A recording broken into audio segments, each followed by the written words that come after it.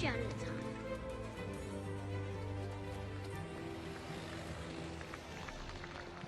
Welcome back to the Enjoy the Walk podcast, guys. Happy to have someone who, if you followed us early on, joined us when we were down at the PGA show in 2020 and kind of just talked us through what was going on at Callaway. We interviewed her right in front of the Callaway booth and took us through just everything that led up to her being one of the top coaches in Virginia. And happy to have her back for a longer form interview. Erika Larkin, thanks for joining us. Thank you guys for having me back. Absolutely. And congrats on your growth and success too. It's awesome. I appreciate that. Yeah, no, we've definitely put on some more followers since and listeners since the PGA show, and it's been a fun journey. And happy to kind of circle back and get you on for a longer interview. And I know when we talked last, you were still out at Creighton Farms, and that was obviously pre-pandemic and pre kind of this mass confusion of what's ahead. But how have things been for you guys down there in Virginia at Creighton Farms? I know you said you were a teacher as well. How have things kind of treated you since we last talked? Sure. So I felt like 2020 was going to be a solid year, hit the ground running, and kind of hit a brick wall in March, right? We remained open throughout COVID at golf courses here in Virginia. I chose to stay home and quarantine for about 6 weeks because they closed schools immediately and announced that they were going to be closed for the remainder of the year. So with 2 kids at home, just had to figure out what homeschool looked like, and obviously didn't want to put myself in a position where with trying to teach through the whole thing, risk getting anybody else sick if I was to get sick. So I just felt like the right thing to do was to stay home for the initial phase here. So we're starting to get back to normal a little bit. It's very close to a lot more businesses reopening. And so I felt like as technically a non-essential worker that it would be appropriate to start to ease back into work. So I am back teaching. The golf courses have been super busy because it's one of the few things that's remained open here in the state throughout the whole period. And the weather's been on and off, but we've had some really good days. And as a golf course goes, Creighton Farms is not a really large membership club. We have 18 holes and under 200 golfing members, and we've been doing 140 round days, which is just ridiculous for us. That's a lot of traffic for our facility and also minimal staffing levels. So I know the head pro and the assistants have been really working their butts off, and everybody's been really calling to say, when are you coming back to teach? So a couple weeks ago, I started back part-time, and I'm still going to kind of maintain that schedule a little longer till I can get my kids done with their school year, and then I'll resume hopefully a full-time schedule again in a couple more weeks. So we're getting there. It's almost back to normal, but it's definitely surreal. I feel like when I go on the golf course, when I get into the golf course, even though there's social distancing procedures in place and we're trying to make sure people aren't gathering, and there's single rider carts, and there's no, there's the raised cups, and we have all those procedures in place, it feels like a bubble because nobody's really honestly wearing masks at this point. Golfers are not wearing masks. And so when I go into the gates at Creighton Farms, it feels like it's sort of normal. And then I go to the grocery store on the way home and it feels like a war zone. So, it's very, the dichotomy is very, very strange. And just moving along and trying to figure out what teaching with social distancing really looks like moving forward, because that's my full-time job. So I'm trying to obviously teach and not touch people. I'm not touching their equipment. It's very different because I'm used to being pretty hands-on as a coach. So this is a new world. That was going to be my kind of next question was, what do you think that will look like? Because so many people, they know, I guess they expect what a golf lesson should look like, pre-COVID and pre all this. What do you think that turn might take as you step back out on the course and start teaching folks? Is it holding a stick and getting their hands in the right place, or how does that really kind of take form, now that you're getting back into things? Yeah, I mean, a lot of verbal cues and a lot of demonstration. Normally I would just hold on to somebody's club or hand or arm or shoulder and move them into maybe a position. The good news is I've always taught with a lot of feel-oriented cues and described things anyway, so that doesn't really change for me. And for what it's worth, I've always done some online coaching, but over the period of being home, I ramped up my, marketing of, hey, I'm available for online coaching. And I've done a lot of it over the last couple months and sort of wet my, palette here for like how to coach people virtually. So whether they're standing 6 or 10 feet away from me, or whether they're literally like across the world and across a screen, you have to be able to communicate with visual and verbal cues, because you can't get your hands on people. So I think that the in-person lesson experience is always going to be, the best, as opposed to online coaching. But for what it's worth right now, like, it's kind of the same.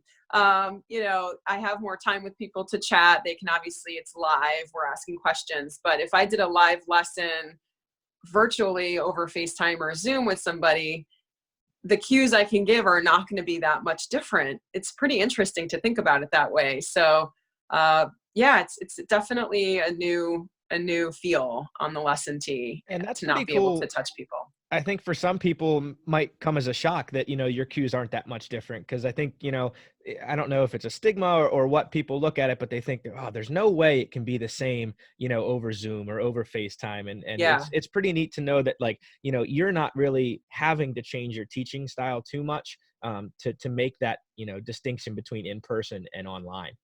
Yeah. It's not as different as I once thought it would be. I think the nice part in person is I can move around as much as I want. When somebody's videotaping themselves, I'm at the mercy of where they put the camera, what they send me.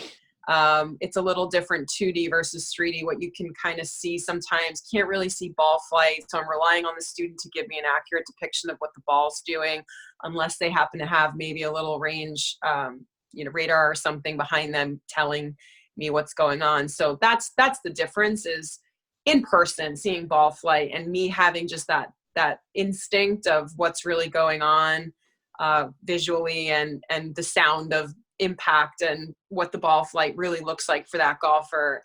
That is what makes an in-person lesson special, and probably better than online coaching. But I think technology is going to continue to improve the process of virtual and remote coaching, because the more access regular golfers, consumers have to technology, where they can measure ball flight and they can take better videos, which we all pretty much can now with these great iPhones and, high frame rate cameras and things like that. The quality of the videos I'm getting overall is better than it was 3-4 years ago. And people are a little bit more savvy with tripods now, because of how much of, this kind of stuff we all do. So, instead of rigging a phone on the ground, most people own something that they can steady a camera with and get a better camera angle. So again, the online coaching piece has improved. I'm kind of waiting for that next little nugget of whether it's a smart ball or an even cheaper consumer version of a good radar, or something that can connect a little bit more easily with the coach and transmit data. That's kind of the next piece, I think, of online coaching. I'm waiting for that. That would be sweet to see, is like, yeah, you're visually looking at, your student, they hit the ball, and somehow there's some type of application or technology where you're looking at their screen and then you just see some like virtual flight. It's going to happen. And if a student has their own simulator right now, or is their own TrackMan unit, they can probably, do a screen share and make that happen. We're almost there. It's just that how many students have access to that technology. Price tag's still a little high for the average golfer. So yeah, it's coming. I think that, again, there's going to be something here in the next, I'm going to say, year or two. And this whole experience may have pushed the progress a little bit more forward with some of those tools. But I've definitely seen some prototypes over the last year or two, because I keep paying attention to this stuff when it comes out, of AR, MR, VR, and then of course, there is going to be a smart ball at some point, and that's, I think, going to be the thing that changes it. Yeah, the minute you can get an iPhone to just kind of track where a ball went, instead of having to zone in on it actually tracking your swing speed, your club, this, that, and the other, simplifies the whole process. So that's pretty cool. And there used to be those little sensors that you could put on the shaft. There was a few years where they were so popular. Sky Golf had one. the one that the little sensor Zep, I think that sat on your glove hand. There were several, I'm trying to remember, there were a few, Swing Guide or something was another one. There were like 3 or 4. And I had 2 or 3 of them, and they would move on the shaft. When you hit, you kept having to reset it, recalibrate it, you know, so the little sensors and the blast motion is another one. It's like sit in a grip cap. That only kind of really went good with putting, full swing. I think the applications never got to where they really wanted it. So there's going to be more inertial sensors that probably come out here too, which gives club data. So if there's a package that, you know, comes out where you get a club sensor and a ball sensor for under $500, I think that it's going to totally change the face of remote coaching. More and more and more people will do it. I always thought, and maybe it's just, you know, way out of the realm of possibility, but like the sensors and stuff they use to get body motion for like the video games and stuff like that, why there hasn't been like a consumer version of that, whether it's to put on a shirt or to put on something around your waist that can track that, you know, kind of all encompassing body motion, is always something I've been intrigued by, because like, well, they've done it for years. You know, they do it for 2K, they do it for, you know, all kinds of video games. Right. And I think there could be some possibility there too, but I'm sure there's, you know, bigger heads researching that, you know, actual technology than just thinking a video game could take care of it. No, it's coming for sure. I think it's going to be more and more in golf. Yeah, that's exciting. And I mean, it just obviously shows too, like you said, you're paying attention to it and you have a passion for, you know, kind of staying on the forefront of technology and helping your golfers out. I want to get into a little bit as well, you know, kind of where that passion came from. You know, you obviously grew up in Jackson Heights, New York, in the Queens area. And not many people that like grow up in that area take a passion for golf like you have. And I want to get into maybe, you know, how that grew from where you grew up and what brought you into, you know, the game as passionate as you are today. Thanks. Sure. I did grow up in Queens. My parents were not golfers. My dad is a career chef, gourmet chef in New York City. My mom, stay-at-home mom, for the most part. And you know, on the weekends or in the afternoons, if my dad was home, we would go out and play tennis together or go for a bike ride or something. You know, we would do something. I was an only child, and we do what we can in the city, and we would save a lot of our recreational activities for on the weekends, where we would a lot of times go up to my grandmother's house in Connecticut, see family up there. So we had a little bit of green space, which was nice. We had a break from the concrete jungle, as I like to call it. But you know, Queens, there are 5 or 6 public golf courses. There's 1 or 2 super busy driving ranges. It's not something that is abundant, and for the amount of resources that there are, there's so many people using those facilities that it's so crowded. And what got us into golf was we live in Queens, so we would go to Mets games, we would go to Flushing Meadow Park to play tennis or just go to the park. And we happened to see the little pitch and putt course that was right there next to the tennis center, and decided that it'd be cool to try. It was a little short course. It didn't, you know, looked pretty easy, if you will, from an outsider's perspective. So I was only about 8, 9 years old when my parents decided they wanted to try that just as a fun activity, as an adventure. We had no clubs. So that's where it started, is literally just happenstance, found this pitch and putt course. I think my parents always tried new things, so maybe it was inevitable that we would have tried golf one day, but that was the first introduction to golf, was Flushing Meadow Park, pitch and putt. And it was great because as a little person, it was manageable, right? It wasn't overwhelming. I'm a huge fan of short courses and par 3 courses. I think there should be way more of them built instead of, you know, bulldozed, right? Because over the years we've lost quite a few that have been around town. So I think that is a great place to start, to not only keep the equipment minimal, but to obviously really focus on short shots, short game. And for a junior golfer, you know, they can reach a 40, 50, 60 yard hole in one shot. So pace of play is never really going to be too much of an issue. And the longest hole on that golf course was, I think, 80 yards. And when I first was playing it the first year or two, I couldn't reach it with a pitching wedge. Obviously, my pitching wedge probably only maxed out about 50, 60, 70 yards. So it was like the one hole that I couldn't drive the green.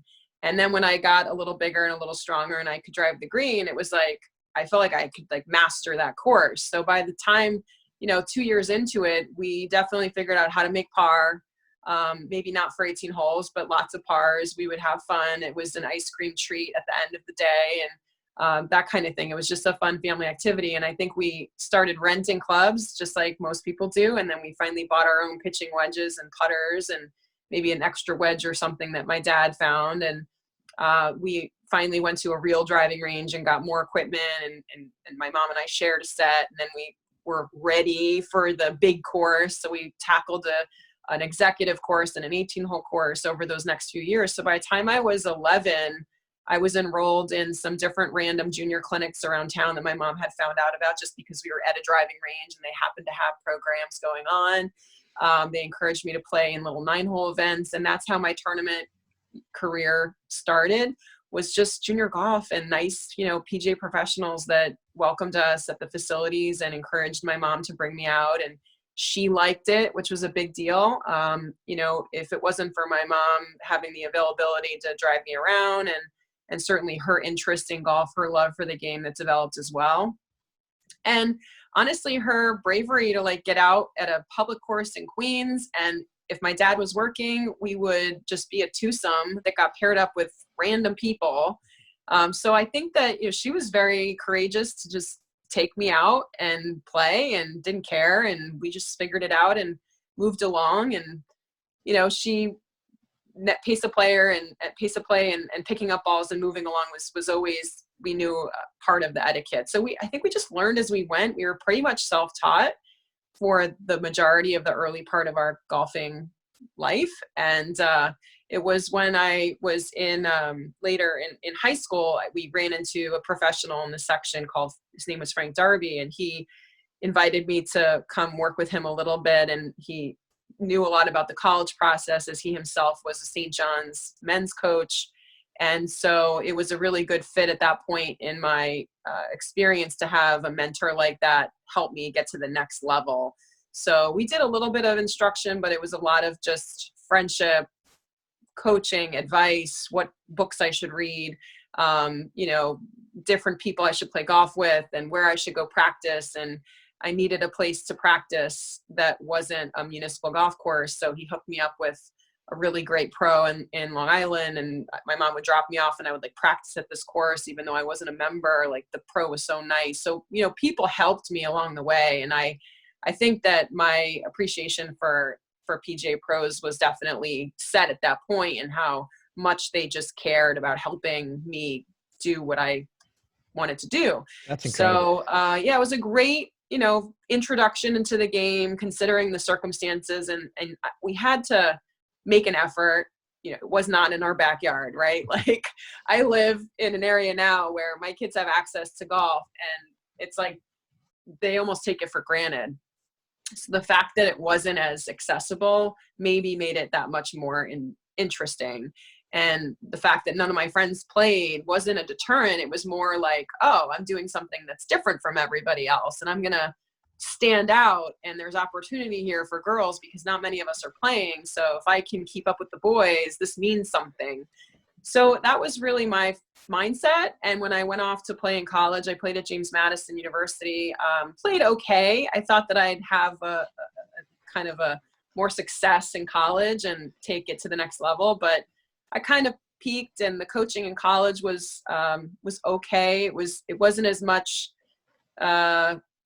instruction as I thought it was going to be. I kind of went to college thinking I was going to get better with coaching that was there. Mm-hmm. And certainly we worked out and we played a lot of golf and practiced a lot, but I don't know that I really got better in college. So again, left school, decided that I wanted to still be in golf, but felt like my playing career was probably at an end, and didn't have that competitive desire to keep going and grinding through what I knew it would take to play professionally. So hung up the clubs, but not for too long, because I ended up getting into coaching not too long after that. And I went to school and had a marketing degree, but when I finished school and got into working for some golf courses in a marketing and sales role, I had a colleague ask me if I would help him on the side, teach him classes, beginner classes at his learning center that was at one of our facilities. And I agreed for just extra money and just to help him out. And I really liked it. And his name was Steve Loescher. He just basically encouraged me that, I had a good skill set and a good rapport with the students, and that I should consider getting my PGA certification on the side of work just to have it. And he said, you never know, it would come in handy, especially if you're going to stay in the golf business. You should just be a PGA pro. Why not? I was like, yeah, maybe you're right. We'll see kind of where this takes me. So I took my PAT like that summer after, like 1 year after school, and got into the program and decided that the more I taught, the more I knew that that was where I really wanted to spend my time. So I left my sales and marketing job and I jumped into being an assistant professional at a country club in the area here in Northern Virginia, and started teaching and working as most pros start. And it was a great experience. Worked for a great guy there at International Country Club, and taught as much as I could on the clock, off the clock, ran the junior program, ran the ladies stuff, taught male members, started getting confident, and just grew my teaching business at the private club to the point where, I was really bringing in guests more and more and more, with people referring clients and stuff. And I just had to make a decision if staying there was the right thing to do, or if it was like time to move on. So then that kind of gets me to the next phase of the story, but I'll pause there because I don't know if you guys have any questions about that. I do. That was ranted for like 15 minutes. It's awesome. And I love that story. And yeah, the one thing I think I wanted to just jump back into right off the bat was kind of just how you talked about, being women in the game, your mother and you, kind of branching out and just saying, taking the leap and having the courage to go out on your own.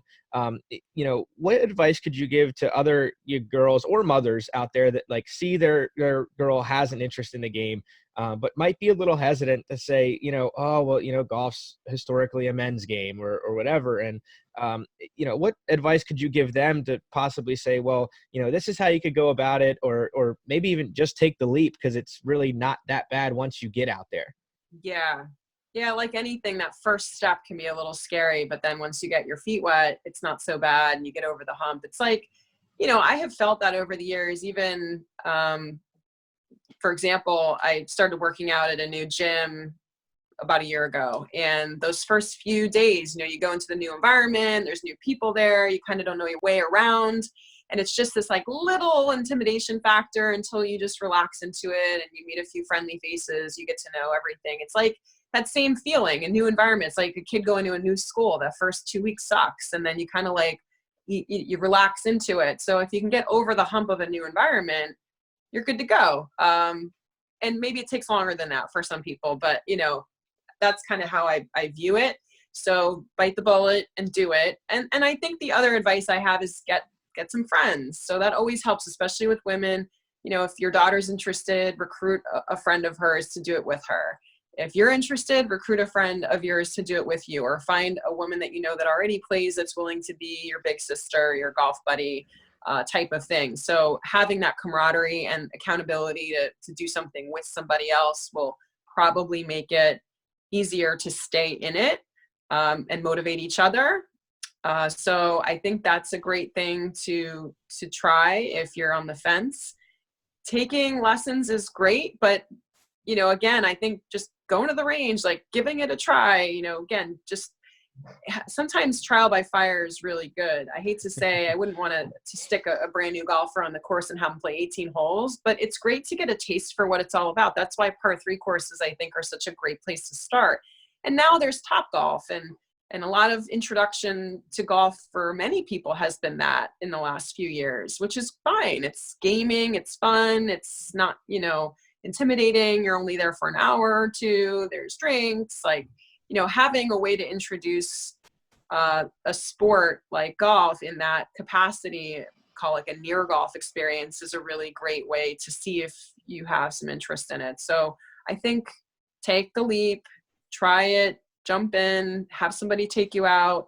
And again, there should be no pressure of playing a full 18 holes from a long tee box. Like, tee up in the fairway, play from 100 yards. If you don't have access to a par 3 course, start small, get 2 clubs and figure it out, right? Get a pitching wedge and a putter, get just a couple clubs and start messing around the putting green, chipping and putting. Just, you can have some fun doing that and take baby steps to build your confidence.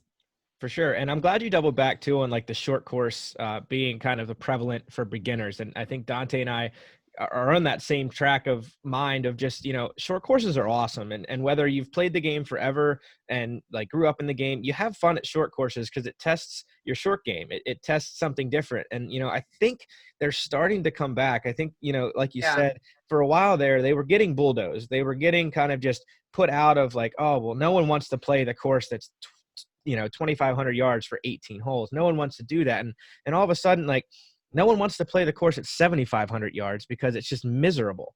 And, we're starting to see them come back with Pinehurst and Bandon and, just Lost Farms and like all these other places that are putting short courses back in the national scene. I'm glad you said that because I think, so many people can have fun at these courses and, they're starting to bring drinks out in these courses. And it's starting to be that kind of like, as you mentioned too, the Top Golf mentality is starting to make it out onto these kind of laid back short courses. And I think it's great because it brings everyone into the scene and everyone can play. Yes. Everybody can play. Everybody can take a half swing and bunt a ball 20 yards.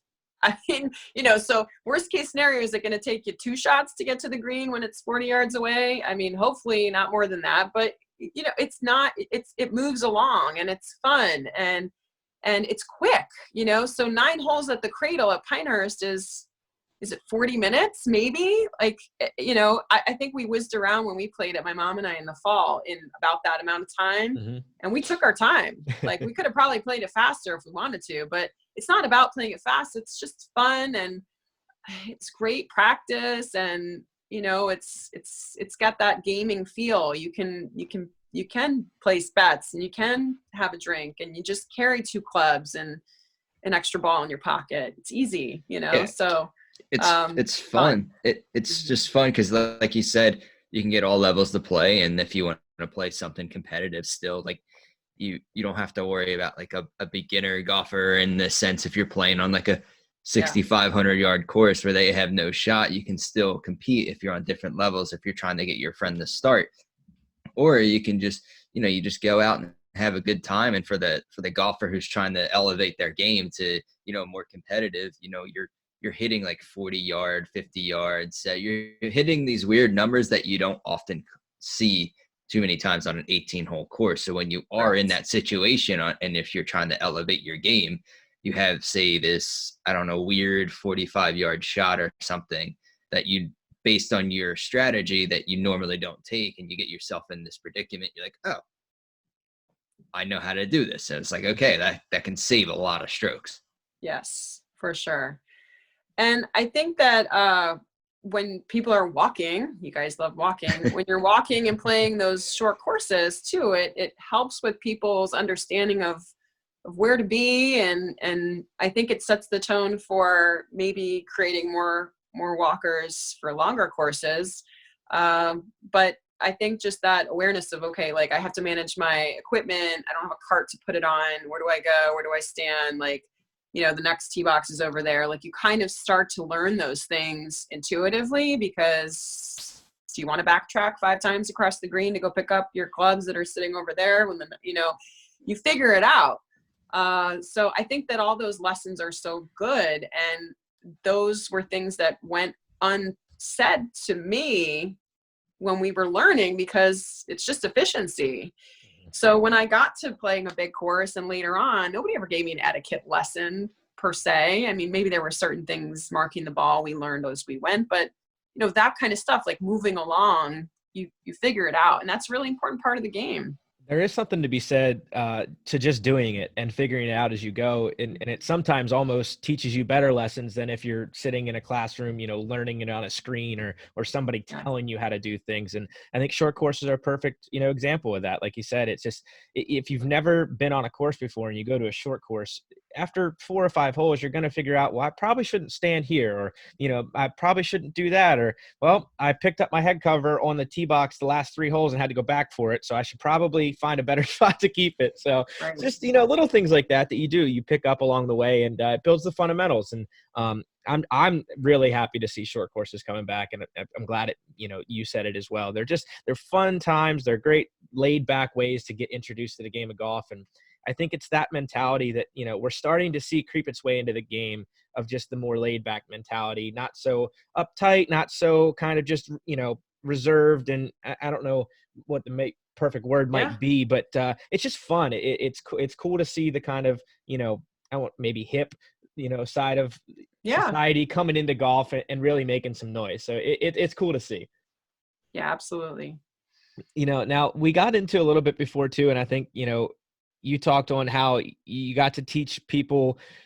You have a very kind of one way of teaching people. From you have the same verbal cues in person as you do online. And I think that stems from kind of, what I understand of you getting into flow motion golf, and kind of how you teach through that method. And I'd love to hear, what got you into that, and what really inspired you to kind of dive into, teaching around the flow motion ideologies.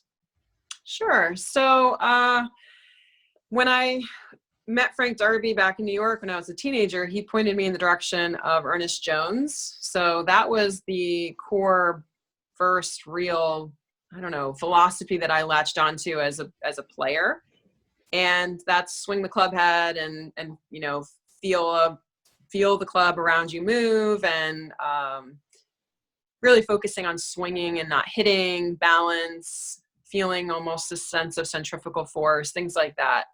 And also having awareness of a lot of external cues, meaning how you want the club to move through impact, and then like letting your body figure out how to do that, how to use the tool. If you understand how to use the tool, your body figures out how to create the positions and the mechanics.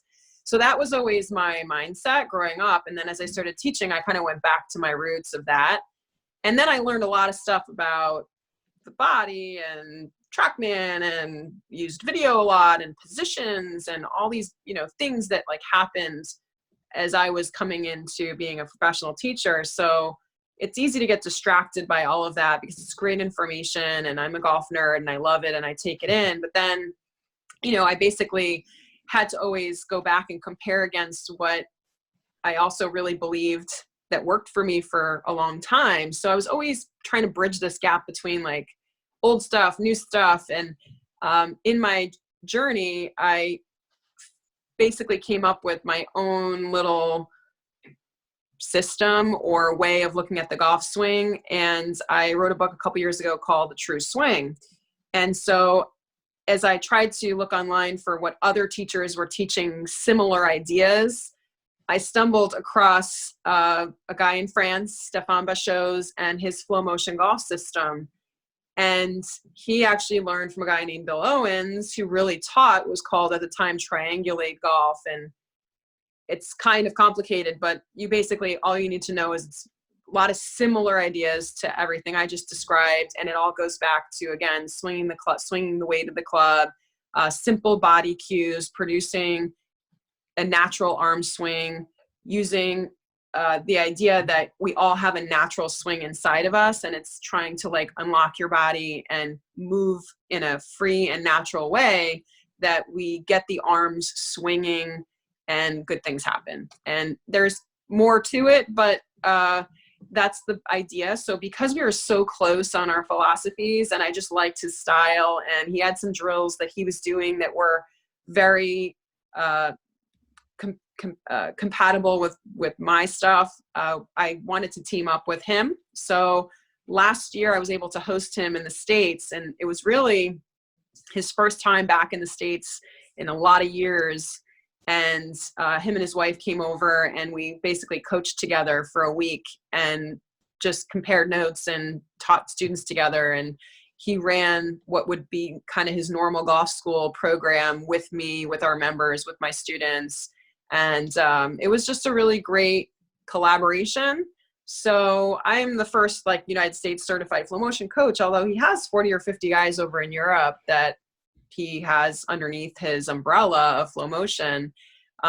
So we're kind of, just continuing to collaborate to spread this idea, and whatever it's called, whether we call it a true swing or Flow Motion, that's the goal, is to get people moving better, moving freely, trying to reduce tension. I call it manipulation, but we want to move in a way that we're not steering the ball around, yet allowing people to use their body and their athleticism to produce good motion. So I'm always digging for new information, and I'm always trying to find, what is the next thing that I can add to that toolbox. And I'm always open to new ideas, but I also want to stay close to those principles because I feel like they do work for a lot of people.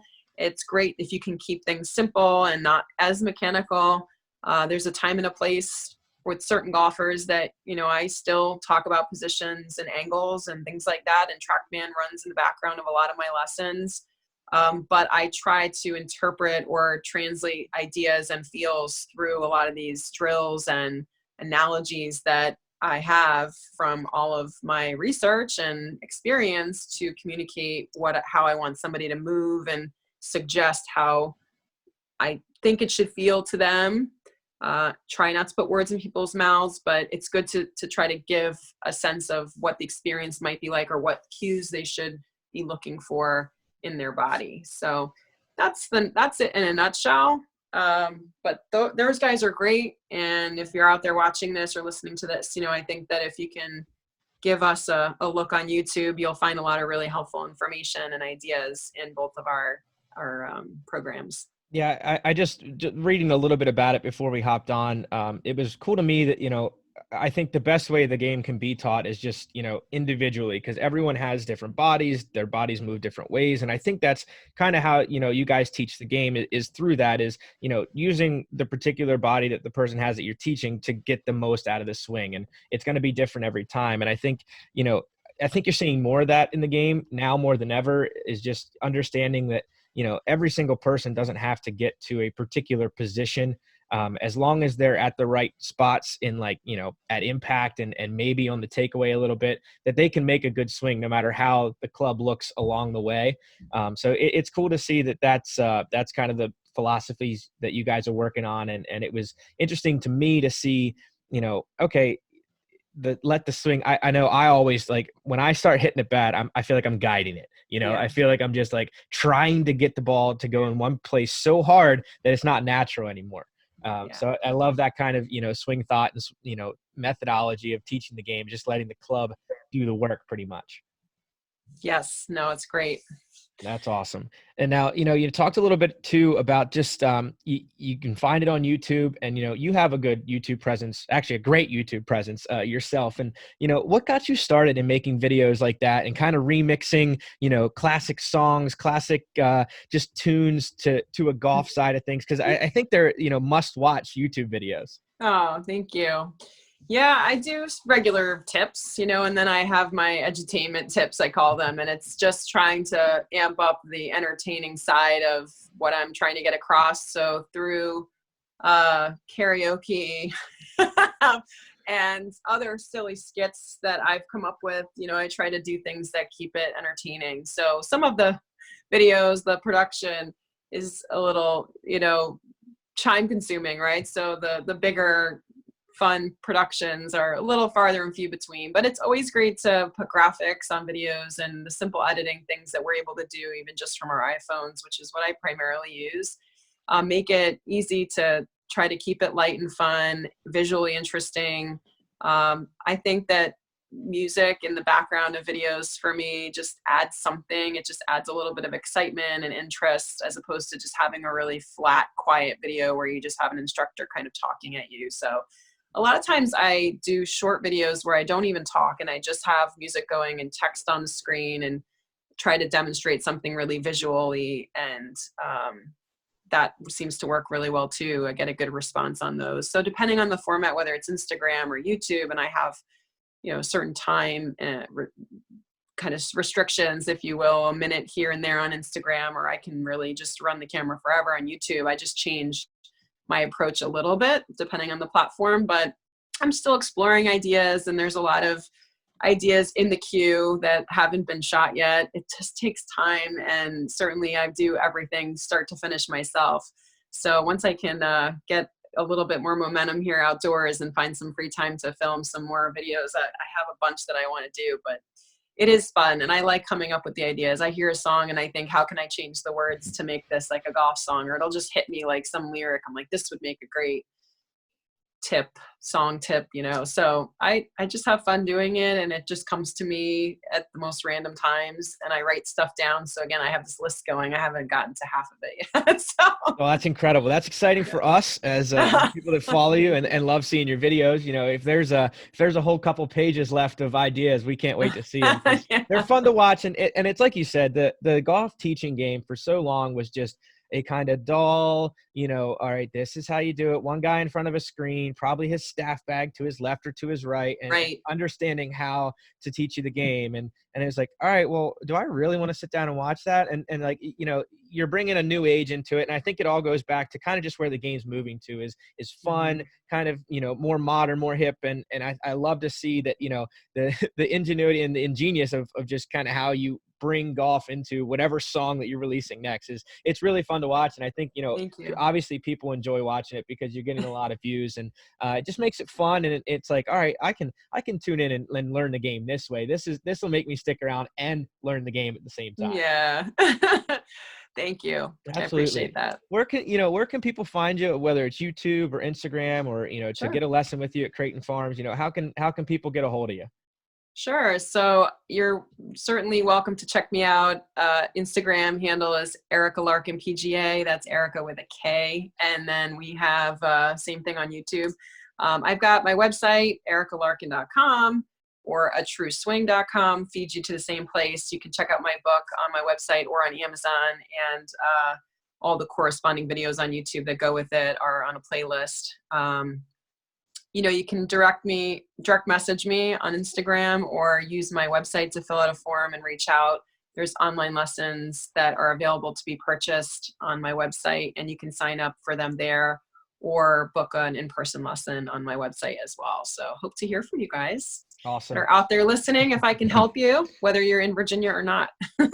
Yes, guys, look her up and watch some of her videos. I guarantee you'll watch more than one. They're a great show. And Erika, just thanks for joining us. I know, thank you guys. We really appreciate the time. My pleasure. Have a great week, season, everything. Get out and enjoy getting back out there, even if it's just part-time for now. And you know, hopefully we'll have some good weather on the horizon, and we'll be back to full full out there, full golf here sooner rather than later. So yes, thank you so much, you guys. Have a great day. Thank you.